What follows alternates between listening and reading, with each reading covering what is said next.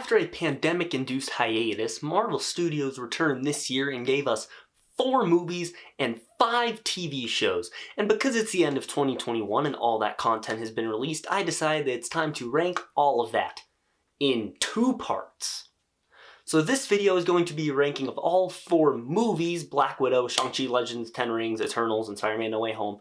And the next video that should be dropping right after this one, because I'm working on both simultaneously, should be my ranking of all 5 TV shows. So definitely stay tuned for that if it's not already up by the time you watch this. I will say, this ranking, the movie ranking at least, was a lot easier than the TV show ranking. I would say I pretty much knew how the ranking would go in my head, and I think for the TV shows it was harder. But for movies it was pretty rock solid from the get-go. I knew how I was going to rank these. So anyway, that's enough lollygagging. My cat's giving me a dirty look because I'm recording instead of petting her. But it is what it is. She'll just have to deal with it. Let's hop into this ranking. You can't protect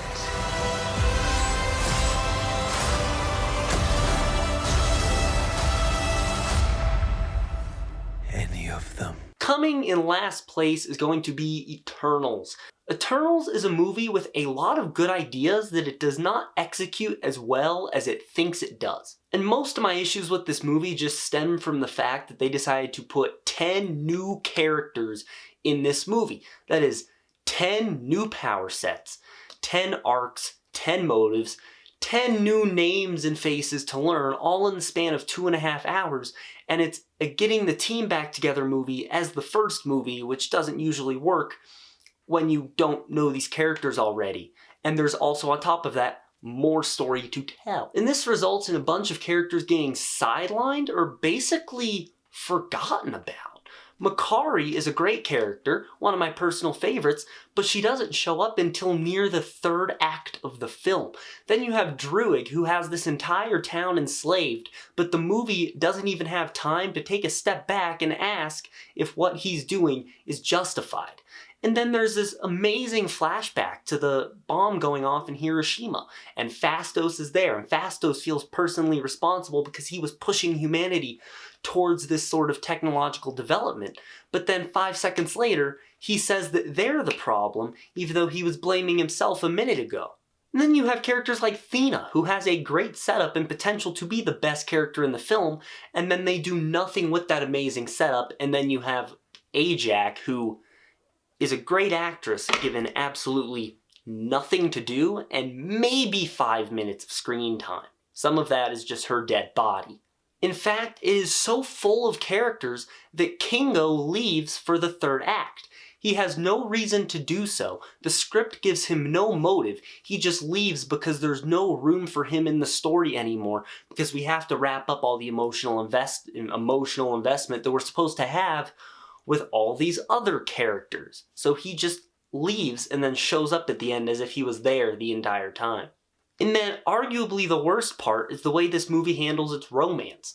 Ikaris and Sersi are supposed to be the central, the heart of this film, but their romantic relationship is terrible. I feel absolutely nothing for it. Hawkeye and his wife, in the very small amounts of time they have on screen, have more chemistry than the characters we're supposed to be following for the entire 2.5-hour movie.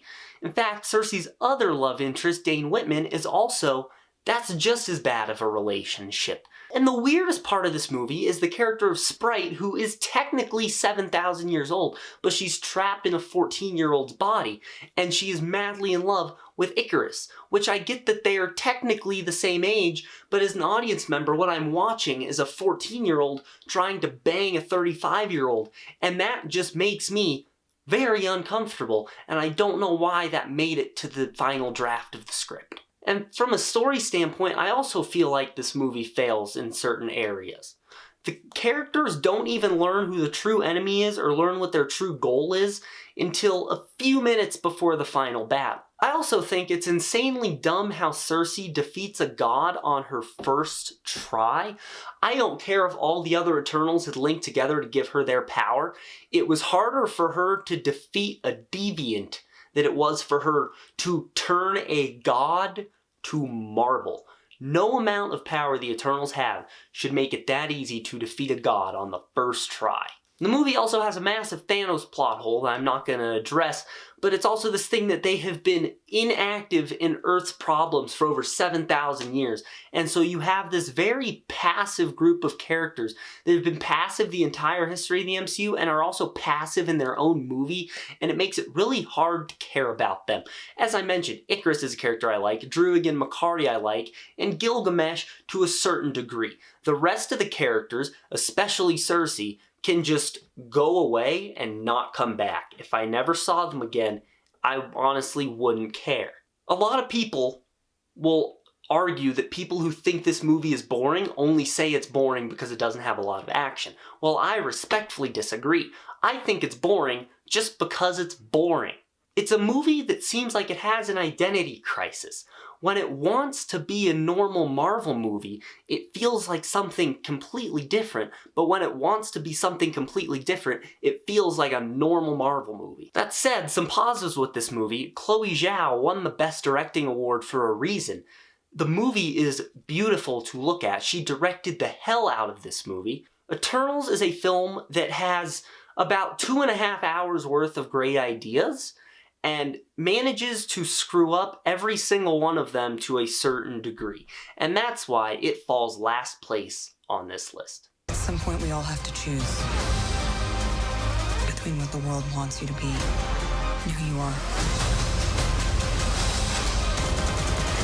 I made my choice. I'm done running. In third place, we have Black Widow. Black Widow is a very weird movie for me. There are a lot of things in Black Widow I like, and there are a lot of things Black Widow does that are unforgivable. Let's start off with what I like about this movie. I think the family dynamic works really well. I think all of them have great chemistry, all the actors have great chemistry. All the characters feel different, so no one really feels samey. They all have distinct personalities and distinct goals within the movie, which is always something great to see. Florence Pugh as Yelena Belova steals the show, and it was such a treat to see her back in Hawkeye. I went in depth on that in my Hawkeye review. And David Harbour as Red Guardian is great. I just wish I saw more of him. I think the larger message of this movie is really good. I think it makes a lot of mistakes on the way, but what it was trying to convey and the deeper meanings behind it, I think, were really good. And this movie has some of the best opening credits I have ever seen. And now let's talk about some things that just aren't great. This movie is the worst offender of that trope where Marvel tries to put in very ill-timed jokes.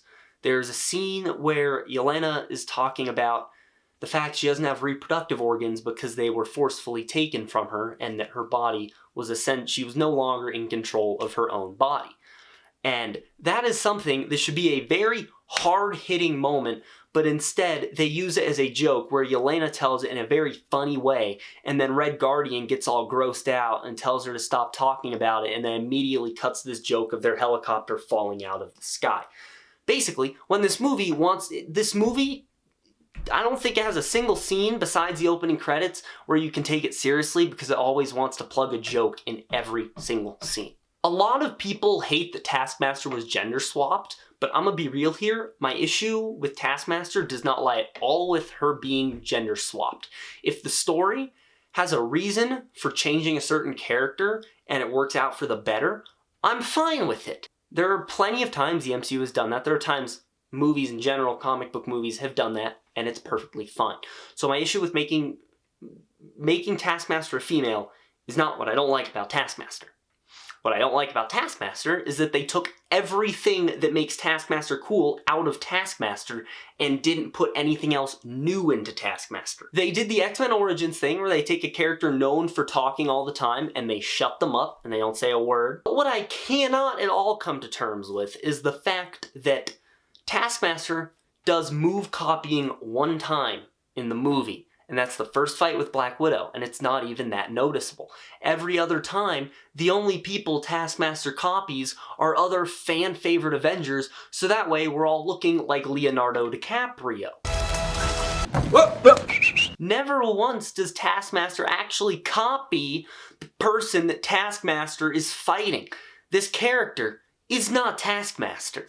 This is someone else walking around with the name Taskmaster. But my most unforgivable issue with this movie lies with the fact that Natasha Romanoff, a person who we have known for 11 years to not be a super soldier, can now survive stuff that even Captain America would have trouble getting up from.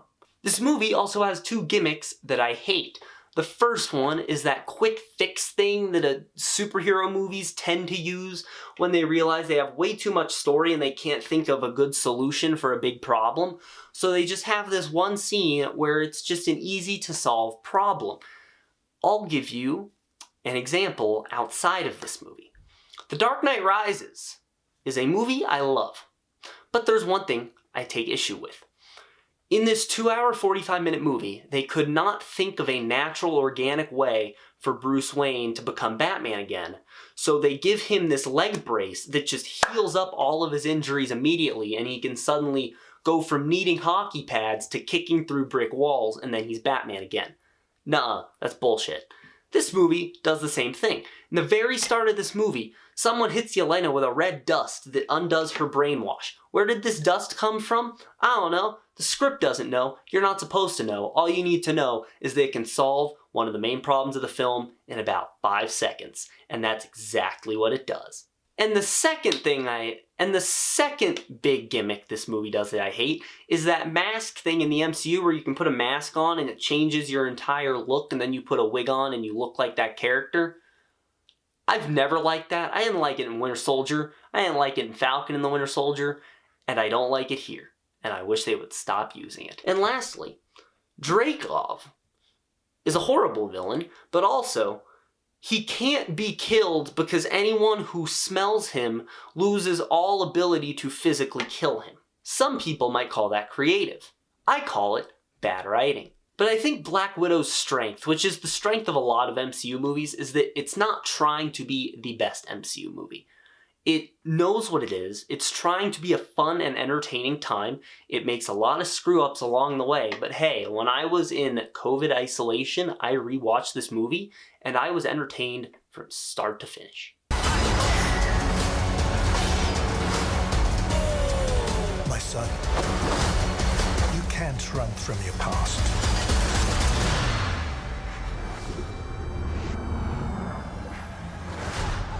Is this what you wanted? Our runner-up is going to be Shang-Chi and the Legend of the Ten Rings. The root of this movie's success comes almost entirely from how well written every character is. This movie has some of the best character writing the MCU has seen in recent years. Shang-Chi as a superhero is a welcome addition to the MCU, and Simu Liu put so much life into that character that it is just a gem to see him every time he's on screen. And MCU movies tend to always have a side character who just gets a laugh out of the audience and is always just like the most memorable character in the movie. And in this movie, that is Katie, played by Awkwafina. She's not my favorite character by any means, but she is a sweet treat. She's a welcome addition to the story, and I like that her and Shang-Chi aren't romantic interests, they're just friends. I would like to see more of this in fiction, please. And of course, the standout character of this movie is Wenwu. Marvel fixed a mistake they made 8 years ago by giving us one of, if not the absolute best MCU villain. He stole the show. And Wenwu wields the Ten Rings, which have a change from the comics, a very welcome change. I love the change they made. They are one of my favorite weapons in the MCU, and they get to be the cause of so many incredible action sequences. And speaking of action, this movie is very heavily a martial arts movie, but they do it right. It's not a movie that relies on martial arts to be entertaining. It's a movie that uses martial arts to help tell the story. You can feel so much story being conveyed in every fight with the way the fights progress and the characters develop throughout the movie. Every fight feels earned, and there are so many fights in this movie.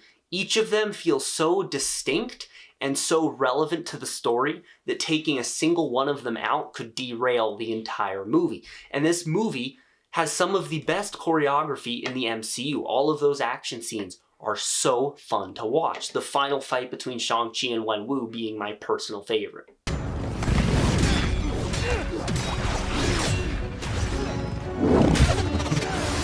But I gotta say that throughout all the praise I've given this movie, the story is my favorite thing about it. Shang, now named Sean, is just living a peaceful life in LA when he gets roped back into his father's organization, he and his sister do, because his father has been tricked by this demon dragon into believing that his wife is still alive and that he can save her.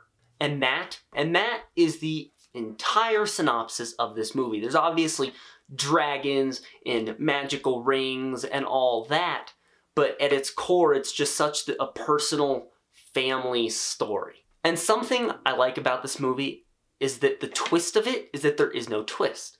Watching it, I fully expected there to be some sort of twist in the plot, but there never was. At the start of the movie, they tell you, wife, dead, dad, bad guy.